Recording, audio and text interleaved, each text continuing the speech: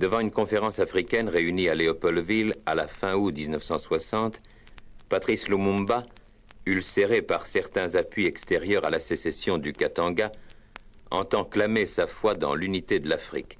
Pour lui, l'Afrique et le Congo ont un destin commun, inextricablement liés pour les mêmes idéaux contre les mêmes menaces. Tous ont compris que si le Congo meurt, toute l'Afrique bascule dans la nuit de la défaite et de la servitude. Voilà, encore une fois, la preuve vivante de l'unité africaine. Voilà la preuve concrète de cette unité sans laquelle nous ne pourrions vivre face aux appétits monstrueux de l'impérialisme. Nous sommes ici pour défendre l'Afrique, notre patrimoine, ensemble. À l'action concertée des puissances impérialistes dont les colonialistes belges ne sont que l'instrument, nous devons opposer les fronts unis des peuples libres et des peuples en lutte d'Afrique.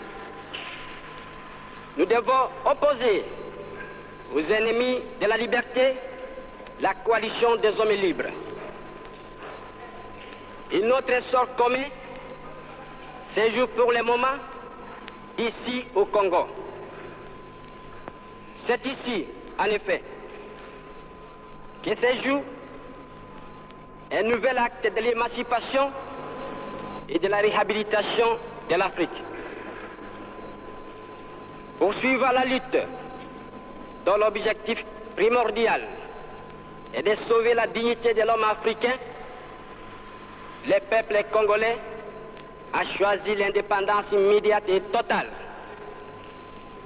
Ce faisant, il savait qu'il ne se débarrasserait pas d'un seul coup de l'empreinte coloniale, que l'indépendance juridique n'était qu'un premier pas, que l'effort à fournir encore serait long et plus dur peut-être. Nous n'avons pas choisi les voies de la facilité, mais celles de la fierté et de la liberté de l'homme.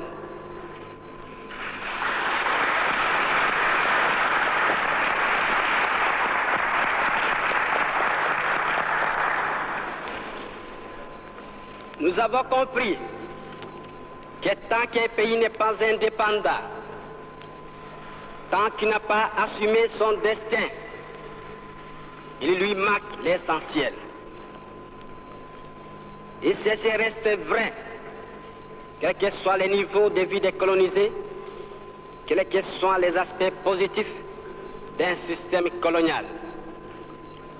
Notre volonté d'indépendance rapide, sans période intermédiaire, sans compromis, nous l'avons imposée avec autant plus de force que nous avions davantage été niés, dépersonnalisés, avilis.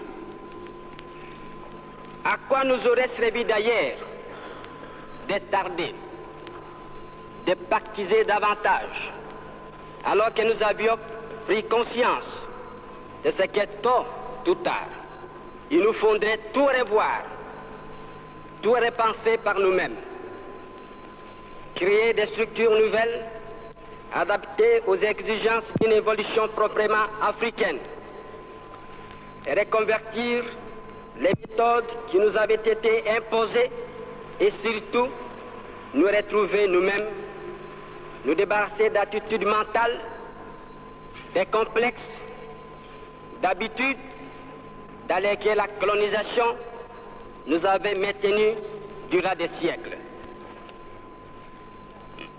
Le choix qui nous a été offert n'était pas autre chose que l'alternative. Liberté ou prolongement de l'asservissement. Entre la liberté et l'esclavage, il n'y a pas de compromis.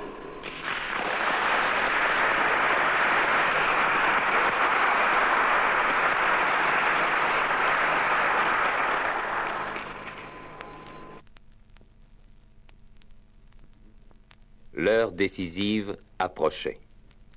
Le 5 septembre 1960 à 8h10, coup de théâtre. Pendant la leçon d'anglais donnée par la radio de Léopoldville, le président Kasavubu prend la parole. Mes chers compatriotes, j'ai une nouvelle extrêmement importante à vous annoncer. Le premier bourgmestre qui avait été nommé par le roi des Belges, selon les dispositions de la loi fondamentale provisoire, a trahi la tâche qui lui a été confiée. Il a recouru à des mesures arbitraires qui ont provoqué la discorde au sein du gouvernement et du peuple. Il a gouverné arbitrairement. Il a privé de nombreux citoyens des libertés fondamentales. Et maintenant encore, il est en train de jeter le pays dans une guerre civile atroce. C'est pourquoi j'ai jugé nécessaire de révoquer immédiatement le gouvernement. Aussitôt, devant le même micro, Patrice Lumumba riposte avec fougue, et ce dans la langue de la masse africaine. Nzambe alobaki moto na mokili na ye. Nzambe atindaki biso po atovanda mumbu te. Pe bandeko na biso bango moko batalisi lelo te bali kosalela babelge. Batalisi lelo bali kosalela baennemi ya biso. Chef d'État abengi biso te. Moto moko ya gouvernement ayebi te. Bakeye kosala makambo na secret. Aye koloba makambo na radio. Sima na gouvernement na soki ali biso te, soki alingai te, mbelelo ali chef d'État te.